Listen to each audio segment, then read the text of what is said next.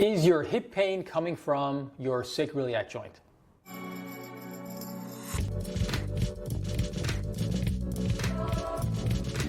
Hello, this is Dr. Siddharth Tambar, expert in regenerative medicine and in rheumatology. In this video, I will be discussing what are the different causes for hip pain, how the sacroiliac joint can cause hip pain, and discuss a case of SI joint causing hip pain that I treated with platelet-rich plasma. So there are a number of different causes that can lead to hip pain. To begin with, there's pain in the hip joint or the femoral acetabular joint. That is generally pain in the groin or the front of the hip. In addition, there are a number of tendons around the hip joint, and depending on which one may be strained, that too can also lead to your hip pain. So for example, if you've got a strain or irritation of the hip flexor tendon, that can cause pains in the front of the hip. If it's pains over the abductors on the side of the hip, that can cause tendinitis as well as bursitis on the side of the hip. There's also tendons in the back of the hip that, when aggravated, can also cause pains in the back of the hip. There are a number of nerves that can also lead to hip pain. That can include a pinched nerve from either a herniated disc or degenerative disc disease in the lower back, in particular at the L3, L4, or L5 levels. You can also have a pinched nerve of the sciatic nerve at the level of the piriformis muscle in the back of the hip. That can also lead to hip pain and leg pain as well. Then there's also the sacroiliac joint. The sacroiliac joint can cause pain not only in the hip, the buttock area, as well as in the lower back as well. So what is the sacroiliac joint? So the SI joint is the joint in the pelvis that essentially connects the sacrum and the ilium. It is a key stabilizer and connector between the pelvis and the hip. So it has a number of strong ligaments that cover it, which leads to stability. All joints have a certain degree of motion and a certain degree of stability, and depending on what the body needs, one tends to be preferred over the other. In terms of the sacroiliac joint, stability is its main purpose. And very key because it helps for you to drive force through the lower back, hip, and then eventually the legs. And the SI joint, with its stability, is what allows you to move through space with some degree of stability. When people have pains that are coming from the SI joint or instability in the SI ligaments, there's a few different types of pain patterns that can develop. You can have pain in the lower back, you can have pain in the buttock area, you can have pain in the hip, either the front or the side of the hip, and you can even have pain down the thigh, either the front or the side of the thigh as well.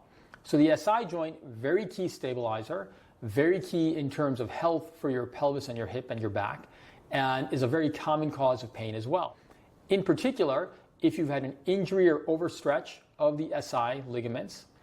In addition, if a woman has given birth, it's very normal for the SI joints and ligaments to get stretched out in order to accommodate the womb. That can then long-term lead to instability in that SI joint, which can then in turn lead to pain in the SI area, hip, and the lower back area as well. So how do you diagnose what's causing your hip pain? Number one, where's your pain? If you've got pain in the front of the hip, that normally makes me think of hip joint pain or pain coming from the hip flexor tendon.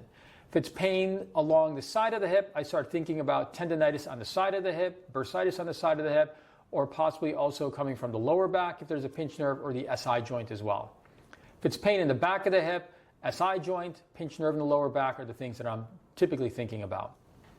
On examination, the things that you would expect to see are as follows. If we are moving the hip joint and you've got pain in the front of the hip or the groin area, certainly very consistent with possibly pathology in the hip joint itself. On the other hand, if you've got tenderness over the hip flexor, over the side of the hip, you start thinking about tendinitis.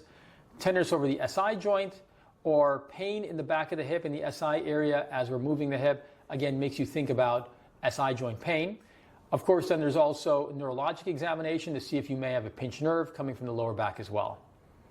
Imaging can be very helpful as well, in particular x-rays to look for hip arthritis, MRI if you're interested in looking at possibly a pinched nerve in the lower back, MRI or ultrasound if you're looking for tendon-related causes for pains in the hip as well. And then lastly, there's also a diagnostic block. So a diagnostic block is where you take local anesthetic, a numbing medication, and inject that into the tissue that you think may be driving the pain. So as an example, if we think your hip pain is coming from the hip joint, injecting a little bit of local anesthetic into the hip joint, and then seeing how your pain resolves or develops after that can be a very good clue as to whether or not your pain is coming from that structure that's been treated. So the case that I'm going to present today is of a 77-year-old woman who's had pains for 40 plus years, ever since she gave birth to her children. She's had pains in the right hip. That pain is typically worse with activity, causing her difficulty as she's walking, in particular if she's walking up an incline. Her pains are primarily on the side of the hip, a little bit in the front of the hip, but primarily on the side of the hip. So she's done traditional treatment, including physical therapy and core and hip strengthening exercises, and is still having pain. On her examination, she has a hip range of motion that's intact, but with a little bit of pain in the hip joint, as well as a little bit of pain in the back of the hip. So thinking about possibly a little bit of pathology in the hip joint and possibly in the SI joint as well. She has some tenderness over the SI joint as well. Her neurologic exam is normal. So from a clinical standpoint, thinking about possibly hip joint or SI joint as causes of her pain. We did some imaging, had some x-rays, shows that she has some very mild degenerative changes in the lower back, the SI joint, and in the hip joint itself. She then also had an MRI done, which showed, again, very mild arthritis in the hip joint, some arthritis in the SI joint. She also has some bone marrow edema, or a little bit of swelling in the bone around the SI joint. That bone marrow edema is a really key imaging finding. It tends to correlate pretty well with where people have pain. So looking at her, very high degree of suspicion that her pain is coming from the SI joint and maybe even a little bit from the hip joint itself.